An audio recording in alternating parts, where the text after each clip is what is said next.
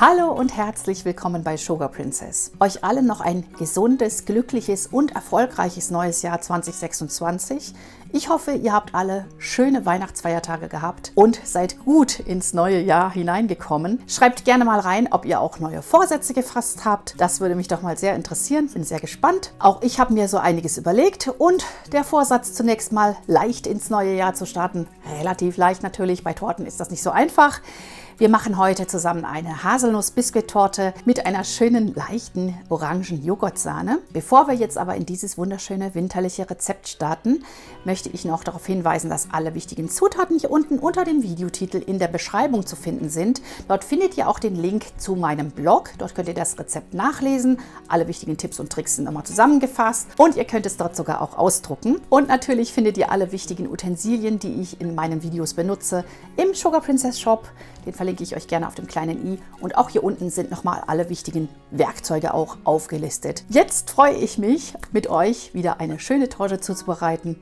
Und wir starten in unser leckeres Tortenrezept. Für dieses Rezept verwende ich 6 ungefähr mittelgroße Orangen. Und da ich jetzt keine Bio-Orangen bekommen habe, kann ich leider die Schale nicht verwenden. Ich habe mir aber noch, Gott sei Dank von den letzten Malen, abgeriebene Orangenschale gesammelt, denn die brauche ich nachher noch für die Creme, damit sie einfach schön nach Orange schmeckt. Ich werde mir jetzt einfach 2, 3 Orangen filetieren und den Rest auspressen. Gerade hier so ein bisschen abschneiden. Und jetzt hier wichtig ist, dass man die weiße Haut mit abschneidet, möglichst. Also immer so ein bisschen rund abschneiden. Dann können wir nachher auch ganz gut filetieren. Wer diesen Schritt scheut, der kann die Filets auch weglassen in der Torte, aber ich finde, das gibt dem Ganzen nochmal den schönen festlichen Touch. Jetzt schneiden wir uns hier die Filets raus. Einfach zwischen den Trennhäutchen einen Schnitt machen und schon habt ihr ein schönes Filet. Und die sammle ich jetzt hier an der Seite. Also 2 Orangen, das schafft man. Mehr wird dann ein bisschen nervig. Filetieren ist jetzt nicht die Lieblingsarbeit der meisten Menschen, glaube ich. Wenn man hier so Reste hat, die einfach ausdrücken noch, dass man den Saft nicht verschwendet. Die restlichen Orangen einfach auspressen, dass wir genug Saft haben für alles. Das hier ist eigentlich eine Zitronenpresse.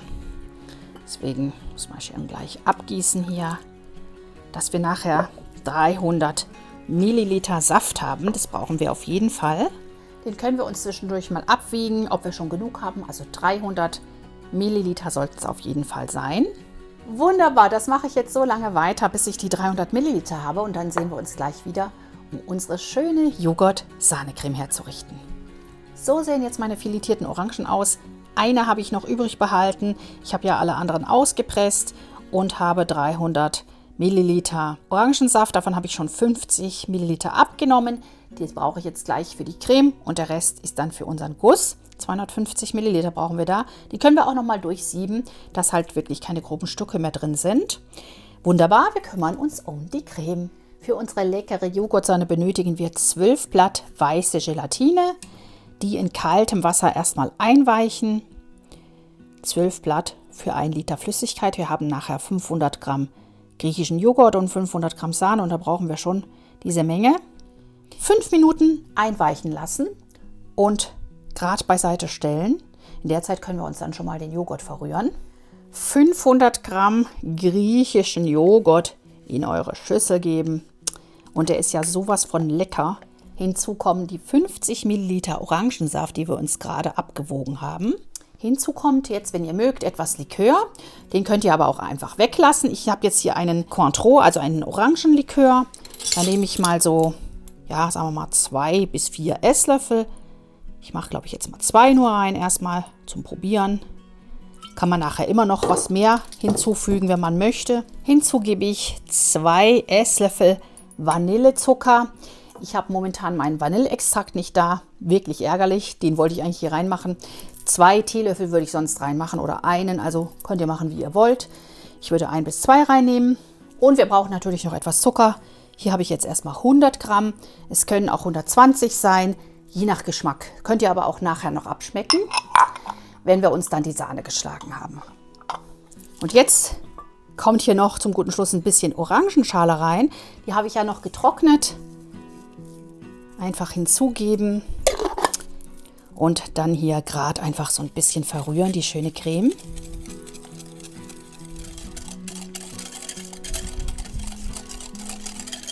Oh, das duftet auch schon richtig lecker nach den Orangen und natürlich nach dem Orangenlikör. Gerne mal probieren und abschmecken. Das sollte man nicht vergessen, auch bei Torten nicht. Ja, sehr lecker. Ist mir auch genug von dem Likör. Mehr muss es eigentlich für mich jetzt nicht sein. Wenn nachher noch die Sahne hinzukommt, kann sich das Verhältnis natürlich noch mal etwas verändern. Deswegen schmecken wir das dann nachher noch mal final ab. Aber fürs Erste ist es jetzt gut so. So, jetzt brauchen wir natürlich unsere Gelatine. Die ist inzwischen schön aufgequollen. Und die nehmen wir jetzt einfach aus dem Wasser raus und drücken sie zwischen den Händen schön aus. Wir wollen nicht so allzu viel Wasser zurückbehalten. Dieses Wasser hier kommt weg. Und die Gelatine gebe ich dann hier in mein Schüsselchen und lasse sie erwärmen, einfach in der Mikrowelle für einige Sekunden. Dabei bitte aufpassen, denn die Gelatine darf auf keinen Fall zu heiß werden. Sie sollte wirklich nur erhitzt werden, nicht kochen. Wer keine Mikrowelle hat, kann das gerne auch auf dem Herd machen. Da genauso aufpassen, dass die Gelatine nicht kocht. So, nochmal kurz rühren. Und jetzt sehen wir, die ist einfach schön geschmolzen. Wir können jetzt angleichen. Keine Angst vor Gelatine. Man muss jetzt hier einfach von dieser Creme ungefähr 6 Esslöffel reinrühren. Möglichst zügig. Besser 6 als 3. 3 klappt meistens nicht so gut. Direkt rühren, damit die Gelatine angleicht an die Temperatur der Creme. Denn würdet ihr sie jetzt so heiß in die Creme rühren, dann würdet ihr Klümpchen erhalten. So, und die angerührte Gelatine nun in eure Joghurtcreme rühren. Unter ständigem Rühren. Das stellen wir uns zum Angelieren etwas beiseite. 10 Minuten am besten kühl stellen. Während unsere Joghurtmasse nun angeliert, können wir uns die Sahne steif schlagen. 500 Gramm Sahne nehme ich jetzt hier. Kalte Schlagsahne, ein kaltes Gefäß, dann lässt es sich auch einfacher schlagen. Erst anschlagen, dann hochstellen das Gerät, damit es nicht so spritzt.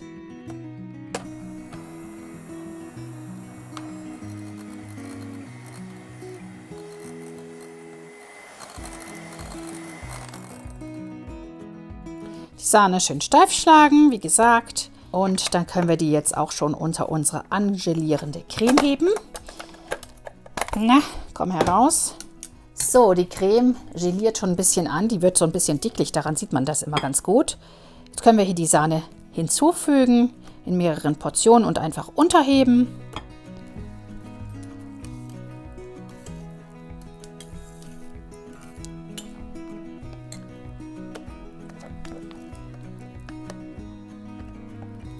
Und schaut euch das mal an. So eine leckere, schöne Orangencreme. Und ihr seht, die Creme zieht auch gut an. Sehr schön. Wir füllen unsere Torte. Dazu brauchen wir unseren Drehteller, Sugar Princess Cake Board, Tortenpappe. Wir legen den ersten Boden auf unsere Tortenpappe. Den 10er Tortenring stelle ich drum. Sollte eigentlich reichen. Ihr könnt auch den 15er verwenden, wenn ihr den habt. Nicht zu festziehen. Das ist immer das Wichtige. Hier kommt jetzt ein Teil der Creme drauf.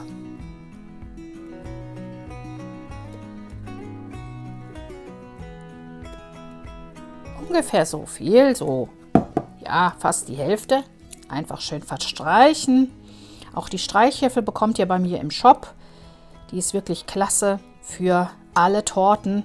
Man kommt einfach gut rein, muss sich nicht so verbiegen und eckt nicht dauernd mit der Palette irgendwo an. So, wunderbar glatt gestrichen. Jetzt kommen hier unsere Orangenfilets drauf.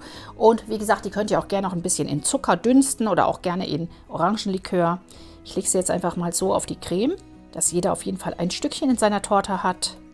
Also auf jeden Fall so 12 bis 16 Filets sollte man haben. Dann hat man in jedem Stück auf jeden Fall ein schönes, fruchtiges Orangenstück. Vielleicht noch in die Mitte so ein paar. Also da kommt ihr ungefähr so weit mit 2 Orangen. Wenn ihr natürlich mehr machen wollt, gerne einfach mehr machen. Und hier drüber gebe ich jetzt auch noch mal etwas von der Creme. Einfach damit die schön eingebettet sind. So ein bisschen was noch darüber. Es muss nicht eine dicke Schicht sein, aber dass halt unsere Orangen schön eingebettet sind. Sehr gut. Jetzt kommt hier der mittlere Boden drauf. Und ihr seht, der krümelt fast gar nicht. Ist einfach schön gekühlt gewesen.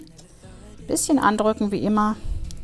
Die fast ganze Creme, bis auf einen leichten Hauch, den wir ganz oben drauf geben werden, können wir jetzt hier auf den Boden geben, damit ich einfach oben noch eine Schicht weiß habe. Muss aber nur dünn sein. Wieder schön verstreichen. Jetzt kommt der oberste Boden hier oben auf die Torte hineinbasteln. Und ihr seht, der 10er Tortenring reicht hier. Bisschen andrücken. Und jetzt noch die letzte Schicht. Eine ganz dünne Schicht, das reicht uns dann. Wir wollen nur einfach ein bisschen Weiß hier oben haben, damit der Guss dann einfach schöner aussieht.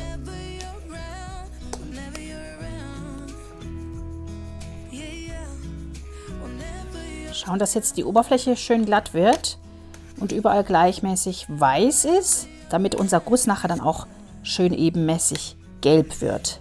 Die Torte ist jetzt erstmal fertig und muss in die Kühlung. Ihr wisst ja, wie das geht. Jetzt erstmal mindestens 4 Stunden oder gerne auch über Nacht, gar kein Problem. Dann kann sich alles schön setzen und ihr seid auch wieder frisch ausgeruht, wenn ihr die Torte zu Ende dekoriert.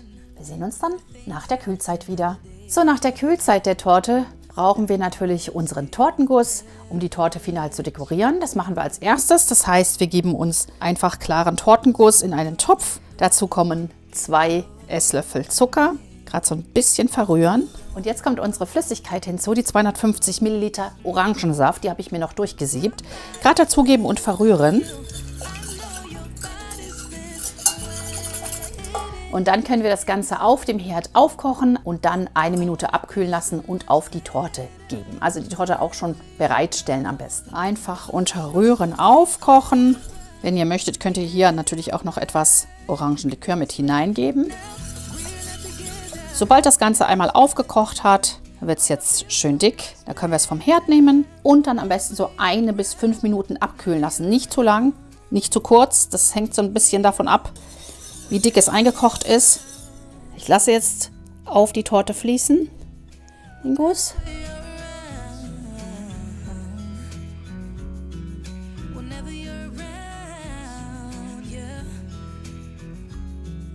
Daheim macht ihr das einfach so, dass ihr die doppelte Menge Guss gleich zubereitet. Dann verteilt sich auch alles gleichmäßig und ihr habt keine Schwierigkeiten, das noch so ein bisschen zu verrütteln. Wir lassen die Torte jetzt noch mal 20 Minuten kühlen und dann kümmern wir uns um die finale Dekoration. In der Zwischenzeit können wir uns schon die Sahne dann steif schlagen. Ich habe hier jetzt 400 Gramm Sahne, 2 Tütchen Sahnefest und 2 Esslöffel Zucker. Los geht's. Erst anschlagen, dann hinzurieseln lassen und dann festschlagen.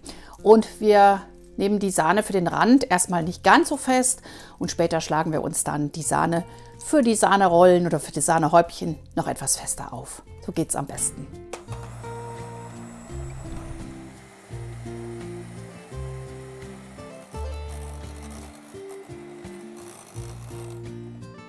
Schön, die oberste Schicht hat sich gefestigt. Ich hatte sie jetzt kurz auf dem Balkon stehen. Jetzt können wir sie vorsichtig aus dem Ring lösen. Unsere Torte. So. Klemmriegel öffnen. Vorsichtig ein bisschen aufmachen. Ein bisschen weiten. So. Und dann können wir unsere Torte aus dem Ring lösen. Sehr, sehr hübsch sieht sie schon aus. Eigentlich ist es fast zu schade, um sie einzustreichen, weil es so hübsch aussieht. Diese ganz geraden Schichten. Aber natürlich, die klassische Torte wird dekoriert, außenrum auch, nicht nur oben. Erstmal eine zarte Krümelkruste, dass wir die Krümel ein bisschen binden können. Und dann kann die zweite Schicht auch ganz einfach draufgegeben werden. Und jetzt gehen wir mit der zweiten Schicht drüber. Die kann jetzt etwas dicker werden. So, und wenn wir einmal rum sind, dann können wir mit der Teigkarte schon etwas vorsichtig abziehen, nicht zu viel. Also einfach sanft abziehen. Nochmal gucken, dass wirklich unten auch was ist und auch oben bis oben hin. Kann auch mit der Palette einmal rumgehen. Das Ganze noch ein bisschen glätten, das geht auch. Was ihr da einfach lieber mögt, was euch einfacher fällt, vor allem. 45 Grad Winkel ansetzen und einmal rumziehen, dass wir die Torte gerade abziehen können. So, und ihr seht, das bleibt übrig. Dann gehen wir nochmal einmal rum und dann haben wir es.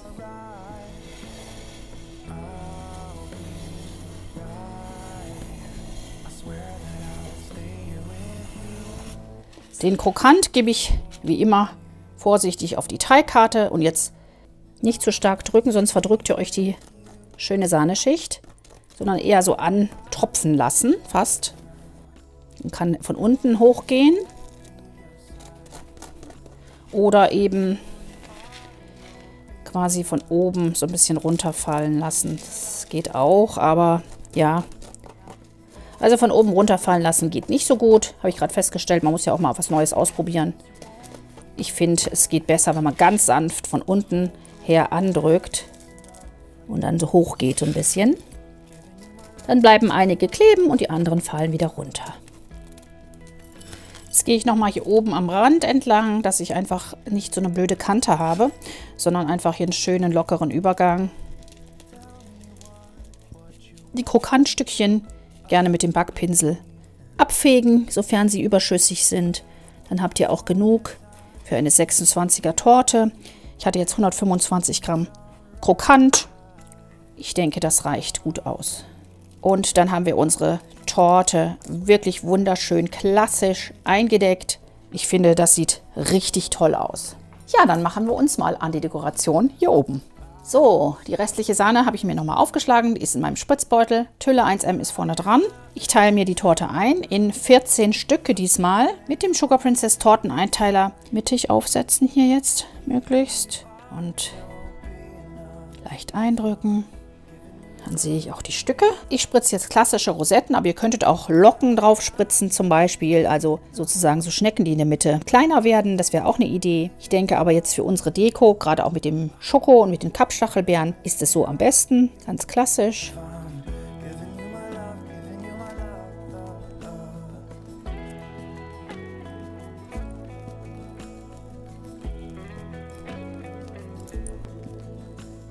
Ist immer wieder schön, so eine klassische Torte. Jetzt habe ich mir gedacht, Orangen, tja, kann man nicht draufsetzen, geht schlecht. Orangenviertel, Orangenachtel würde gehen. Ich habe jetzt mich für Kappstachelbeeren entschieden. Die finde ich ganz süß. Sie sehen aus wie kleine Orangen fast. Und die kommen jetzt hier immer so schön mit dem Dutt nach zur Seite, dass man auch denkt, ach, das ist ja eine kleine Orange. Und die beiden letzten kleinen Stachelbeeren. Sehr hübsch. Jetzt fehlt nur noch unser Schokodekor und eventuell natürlich noch ein Punkt in der Mitte. Ich habe mich jetzt für dieses Dekor entschieden. Das ist von Günthard Backdekor, filigrane Dekore mit Kakao. Das kommt dann in so einer kleinen Form und da sind die Dekore, die kann man dann hier vorsichtig rausnehmen und dahinter einsetzen. So ein bisschen schräg. Macht sich immer besser. Und das letzte Dekor, dann alle nochmal schön zurechtrücken. Ja, fast fertig, denn ich finde, in der Mitte muss schon noch etwas krokant sein, definitiv, damit das richtig gut aussieht und damit das einfach schön harmoniert. Und das mache ich jetzt freihand, einfach noch hier in die Mitte, etwas krokant tröpfeln. Ich habe auch noch ein bisschen was übrig gehabt von den 125 Gramm. Und ich finde, das vervollkommnet dann den Eindruck immer ganz besonders schön, weil jeder dann noch so ein bisschen krokant auch auf dem Stückchen hat. Richtig toll. Und unsere Orangentorte ist fertig. Eine wirklich klassische Torte. Ich liebe solche Torten. Ich finde einfach die Klassiker am schönsten. Jetzt können wir sie probieren. Am besten lasst ihr sie vor dem Anschneiden nochmal so eine halbe bis eine Stunde kühlen. Dann lässt sie sich immer am besten anschneiden. Ja, dann sehen wir uns gleich wieder zum Probieren. Zuerst gibt es mal einen schönen Tee. Ich habe mir einen Earl Grey gekocht. Der passt super dazu.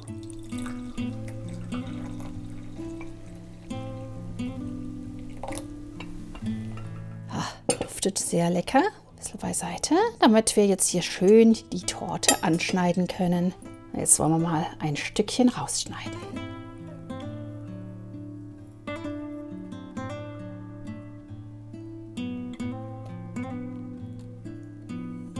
Geht wunderbar durch.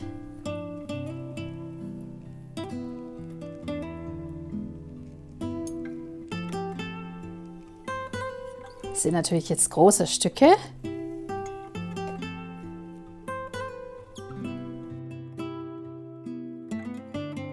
Und da kommt unsere wunderschöne Haselnuss-Orangentorte. Einfach klasse.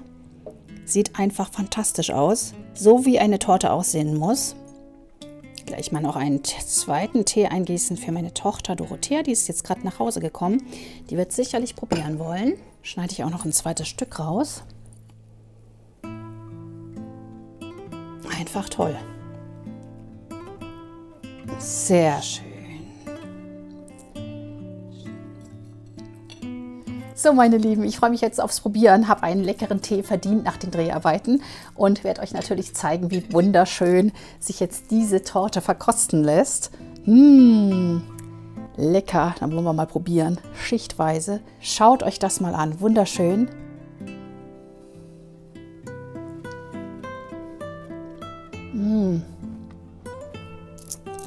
Traumhaft lecker, köstlich, ist genau meins. So lecker mit dieser Creme, mit diesem ganz feinen Orangengeschmack in der Creme. Leute, und die Haselnüsse dazu, einfach ein Traum, eine Traumtorte, super lecker. Zergeht auf der Zunge. Also diese Torte ist so leicht, dass man wirklich 2 Stücke davon essen könnte. Man macht es natürlich nicht, weil so leicht ist sie ja gar nicht. Aber sie schmeckt einfach total leicht und fluffig durch diesen wunderschönen Biskuit und diese ganz, ganz zarte Creme.